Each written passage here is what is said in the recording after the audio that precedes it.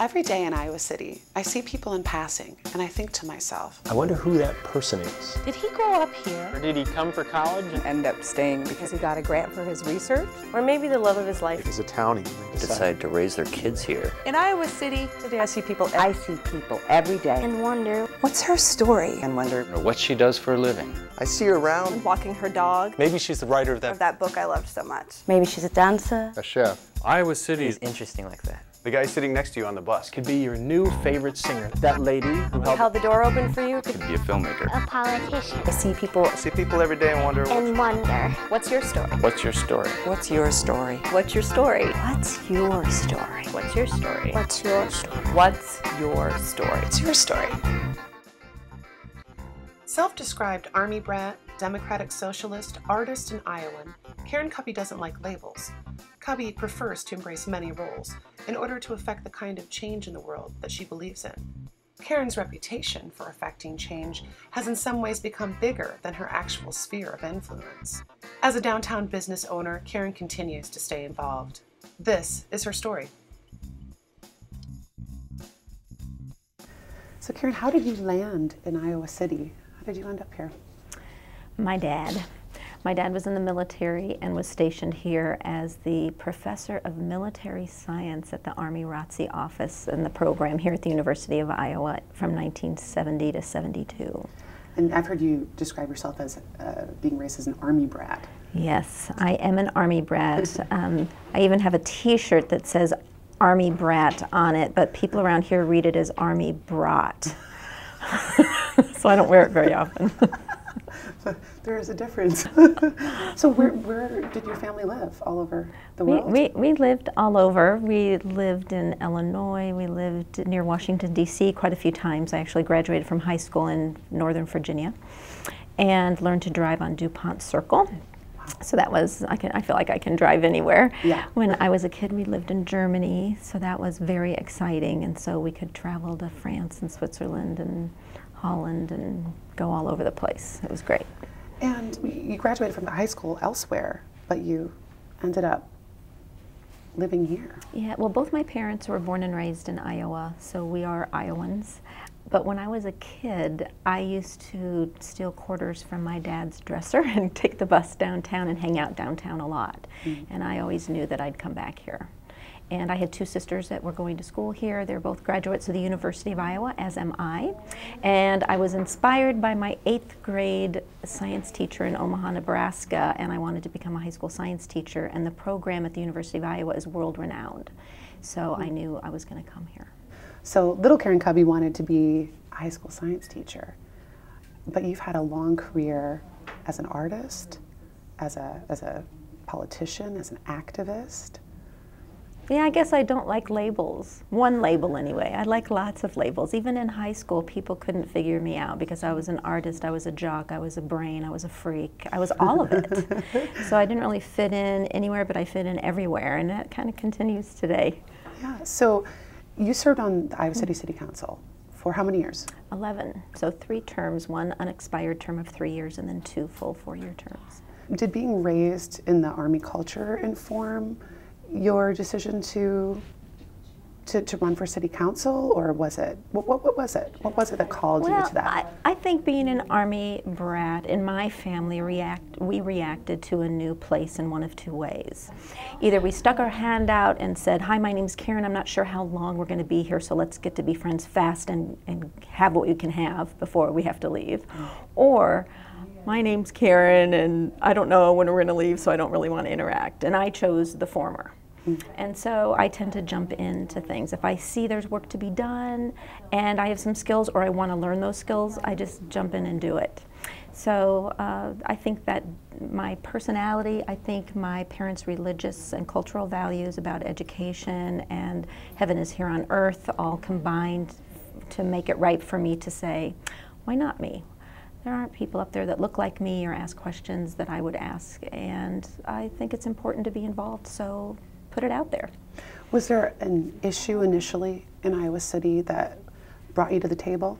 Yes, I am not unusual in that I got highly angry about a couple of things that got me in front of the city council. And in waiting for my agenda item, I heard other agenda items and other issues, and I began to see the interconnections between issues. I saw the process that I didn't really think was the best, and it got me interested in local government. Your first run for city council, was it a success?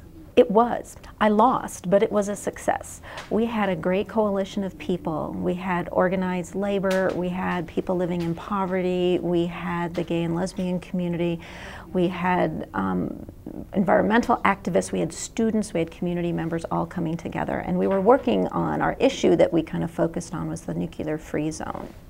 And it was on the ballot. And it was going to be on the ballot, and the city council had the opportunity to say yes or no to it. If they said no to it, it would be on the ballot, which would be very good for our campaign. And so the city council said yes to it, and so it was not on the ballot, and we became a nuclear-free zone. So that was success before the election even happened. And I lost by a lot. But because our issue won, it was very motivating. We didn't know what we were doing in terms of the mechanics of a campaign, so we learned a lot. So we decided to run again in 2 years, and we picked another issue, and in that year, we lost again by just a smidgen. But our issue won again, and our issue was funding the library, the Iowa City Public Library, in a way that they could reopen on Fridays. They had chosen to close on Fridays because of budget issues. That January, during budget sessions, funding to the library was restored for Fridays. So we won on an issue. So we thought, hey, every 2 years or so, we pick an issue, we focus on it, we organize around it, we win, then I don't have to really be there. It's great. I don't have to actually serve. I can just get people to pay attention. It's a great organizing technique, you know. Although I did want to serve, or else I wouldn't have won. So we tried again in 2 years in a special election on January 10th, 1989, when students and faculty really weren't back in the swing of things. Maybe they weren't in town, so it was going to be a really tough election for our campaign. And we won by just a smidgen. And then I started serving 2 days later, got sworn in, and started talking about the budget and making multi-million-dollar decisions. Wow. You've been involved for 6 years at that point. Yeah, at least since '84 actively. Wow. Yeah. So you just said you didn't see someone like you sitting on the council. And I know that politically you describe yourself as a socialist, is that? Yeah. So there weren't any other socialists sitting on city council. How old were you? You were young. Well, I started running when I was 24. Let's see, I started in '85, so yeah, I was 24. And there, you know, the median age in Johnson County is just under 25 years old. There wasn't anyone under 40 at the time. So there was no one that looked like me. There were very few women. There was no one from the left. And there wasn't a young person. And there wasn't anyone asking, I thought, basic questions about things. And so I always got frustrated when reporters would ask me about, you know, you're young, you're a woman, you're not married. That was the one that really got me. And you're a socialist, so how can you expect to win? And I thought, well, how do most of those demographic things have any relevance except the socialism? You know, and then let me describe what my democratic socialism means to me in terms of great democratic process on all levels of government, of deciding where government will intervene, making conscious decisions about that, and making sure decisions are for the common good. I mean, those are all values that if you talked about them without the label of democratic socialism, people would say, yes, I agree with that. Then you slap the label on and then people get scared. Right, and that's a hot button issue right now with the president being described as a socialist. It's so laughable to me, I have to say. Yeah. Because from my perspective, Obama, he's a person of integrity and with lots of energy, and he's highly motivating, but he's a moderate corporate Democrat. So to call him a socialist is really funny to me.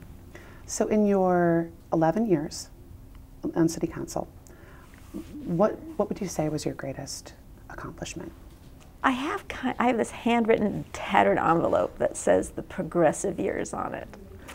And those were years when Bruno Piggott and Jim Throgmorton and I served together. And we got a few things done. So what is the top on my list? I can't pick one, but I could pick two from that list. Number one would be